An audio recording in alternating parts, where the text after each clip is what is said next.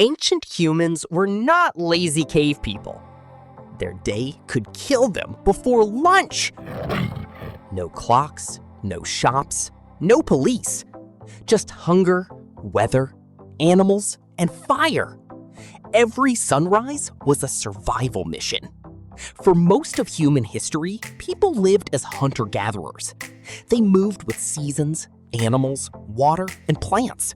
Home was not one address. Home was wherever the group survived together. And the day began early. Someone woke before the sun. The first job was checking the fire. If the fire died, the night became dangerous. Fire meant heat, cooking, light, and protection. Fire was basically ancient Wi-Fi. Then came the morning food problem. There was no fridge waiting nearby. People searched for berries, roots, eggs, nuts, and honey. But one wrong plant could poison them. So knowledge mattered more than strength. Elders remembered which plants were safe. Children learned by watching every small move. A berry was not just a snack. It was information passed across generations. Meanwhile, hunters prepared tools. Stone blades were checked, sharpened, and tarried. Spears, throwing sticks, and traps were prepared. Hunting was never a guaranteed meal. Sometimes the hunter became the hunted. One broken ankle could become a death sentence. So they hunted in groups. They studied footprints, broken branches, and animal droppings. The forest was their newspaper. Every mark on the ground carried a message. If tracks looked fresh, everyone became silent. A deer meant food. A big cat meant run!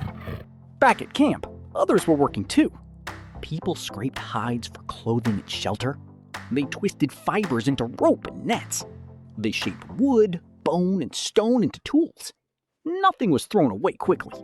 A bone could become a needle. A hide could become a coat. A stone could become tomorrow's dinner. Children did not sit in classrooms. The whole world was their school. They learned tracks, plants, tools, stories, and danger. Play was training in disguise. Running games built speed. Throwing games built aim. Listening to stories built memory. Around midday, the group watched the sky. Rain could warn of fire. Heat could empty a water source. Wind could expose a camp. Ancient humans were weather experts. They had to read clouds like messages. Food sharing was also serious. A successful hunt fed more than one person. Sharing kept the group alive when luck changed. But sharing also created rules. Who got meat first mattered. Survival created early social politics. Some days were spent moving camp. Everything useful had to be carried. Babies, tools, skins, baskets, and memories moved together. Leaving a campsite was normal. Staying too long could empty the land.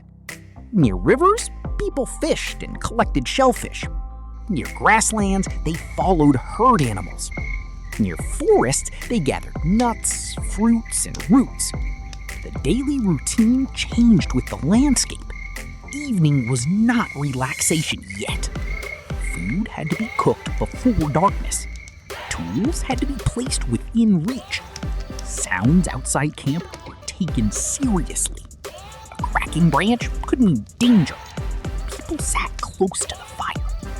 They prepared tools and told stories. Stories were not only entertainment. Stories warned children where not to go. Stories remembered animals, rivers, and ancestors. Art also entered daily life. People marked caves, domes, stones, and bodies. Some marks may have carried ritual meaning. Some may have simply said, "We were here." Then farming changed the day. Around 12,000 years ago, agriculture spread in several regions. People began planting, tending, harvesting, and storing food. The moving life slowly became village life. New jobs appeared: farmers, builders, potters, guards, and leaders.